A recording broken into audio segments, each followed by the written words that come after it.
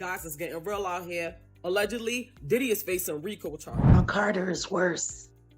Uh-oh. Oh, man. The first one that came through and made us feel like, it was us. So it looks like Diddy is planning to pull a "if I'm going down, I'm taking everybody with me" move. The buzz around town is that Diddy is facing RICO charges, and he's out for revenge against his powerful friends, including allegedly Jay-Z. The new lawsuit that was just filed against Diddy by his former producer, Rodney Jones, alleges that Diddy has been running a RICO enterprise. Jones mentioned multiple high-profile people who he claims conspired with Diddy. However, some of the names were redacted. According to the rumor mill, Jay-Z could be one of those names. Meanwhile, rumors also started circulating that Beyoncé knows all of her husband's shady business and is now looking for a way to distance herself from the legal showdown. The streets are talking, saying that now that Diddy is allegedly facing a RICO case, he isn't planning to go down solo. There's talk that he might spill the tea on Jay-Z and possibly even Queen Bey herself. Let's dive into the detail. Holds top secret SCI clearance and has represented individuals extradited internationally. Among her notable criminal cases, Bobby has tried international organized crime and racketeering conspiracies.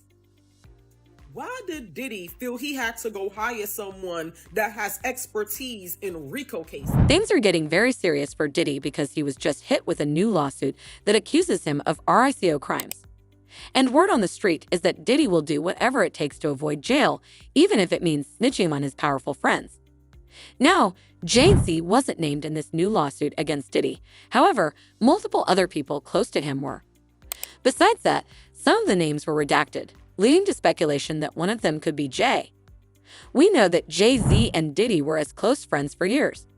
In fact, just a few months before Cassie opened the floodgates with her lawsuit, Diddy said in an interview that Jay-Z is the only person besides his mom who's allowed to call him by his government name. Adding to the mix, quite a few folks in the industry have tossed around the idea that Jay-Z and Diddy are equally ruthless when it comes to treating other people.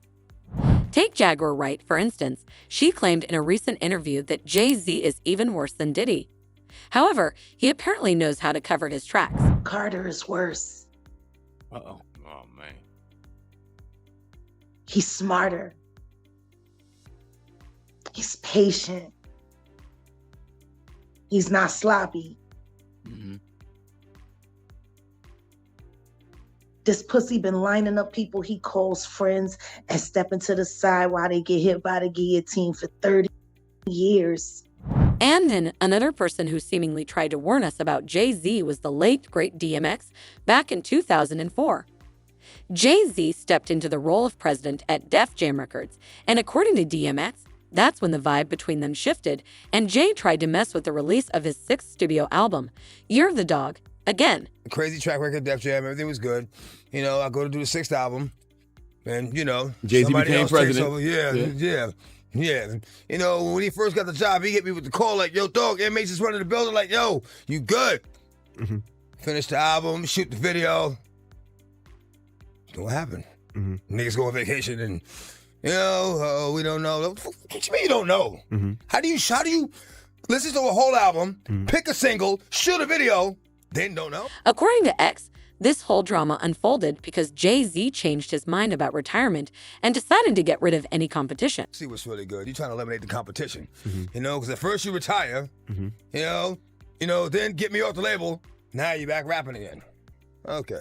This was the turning point for DMX when he realized that Jay-Z was ready to trample over anyone for his gain, prompting X to leave Def Jam. But the trust issues between X and Jay-Z run even deeper, and it all comes back to Jay's alleged connections with some shady higher-ups. Unlike Jay, DMX stayed true to himself, consistently pointing out how label owners control their artists and how many rappers do demeaning things for fame. Issues with the industry. What's going down with the industry, The dog? industry is full of a bunch of riding, bending over the desk ass straight up like that. They the record label executives, and it's like there's too much of that going on. As for Jay-Z, he's faced a slew of accusations over the years suggesting that he's not afraid to toss his friends and partners aside. Enter Dame Dash, the Rockefeller co-founder, who publicly stated that Jay-Z betrayed him by selling out to culture vultures, one of them being Lear Cohen, the former president of Def Jam. According to Dame, Lear employed the divide and conquer tactic, pitting black artists and moguls against each other, and Jay-Z happily played along. But that's not all. In 2018, when Lear showed up on The Breakfast Club, he talked about the substance use crisis, claiming he was sad over DMS troubles. But when Charlemagne questioned Lear about signing artists who promote that lifestyle, Lear bluntly stated, "That's just the way the business rolls." It's the most dangerous thing that's facing our society. So why sign an artist that would promote that? Because I already answered that question. You weren't paying attention. She asked me talent or issues, and I said talent. But I have to. I can't give up on people. Don't you think that's hypocritical though? You're saying it's opportunistic. Yeah. I got people to feed. I got a business to run. You're gonna make Dame Dash take this clip and call you a culture vulture. And get this. When DMX passed, they played a recording of Lear at the send-off ceremony where he referred to X as a gremlin. The race against time was that we all know X is a gremlin and reckless and looking for a wall to crash into. X, if you listen to X, if you see X, his death is no surprise. If you listen to and you watched who and what X. Of course, fans couldn't help but connect the dots between Jay-Z and Diddy's connections with these questionable industry higher-ups, with some even speculating that Lear Cohen was to Jay-Z what Clive Davis was to Diddy. So Clive Davis is over Arista, which is over Diddy's Bad Boy record.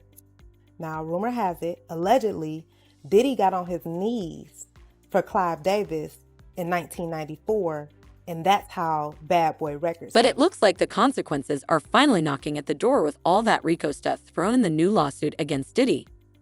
Word on the street is that Diddy is devising a strategy to take down his powerful accomplice with him.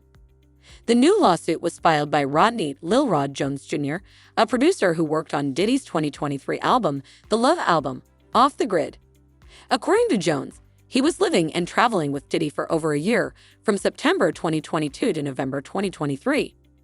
And if you scroll through his Instagram, it seems like he's got the receipts to back up his claims. In his lawsuit, Jones alleges that while he was living with Diddy, he captured a ton of video and audio content showing Diddy, his A-list friends, and staff engaging in serious illegal activity. Jones even name-dropped some heavyweights in the industry, including the higher-ups at Universal Music Group, claiming they enabled what he called Diddy's RICO enterprise. The individuals and companies named in the lawsuit include Universal Music Group, Town Records, a UMG subsidiary, Diddy Love Records label, the CEO of Universal Music Lucian Grange, former N-Town CEO Ethiopia Habtemariam, Diddy's chief of staff Christina Koram, and even Diddy's son Justin Combs. Now, let's talk RICO. Usually, these cases target organized crime outfits, and it seems like Diddy's accuser is straight up saying that's exactly what Diddy's empire is. And the accusations don't stop there.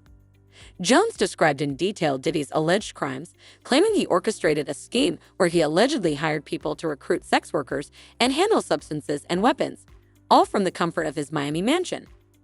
Now, some of the names in the lawsuit are redacted. However, the reason why folks online are speculating one of them could be Jay-Z is because of Jay's close ties with not just Diddy, but also Universal Music Group. In May 2023, it was reported that Jay and Roc Nation signed a major deal with Universal Music.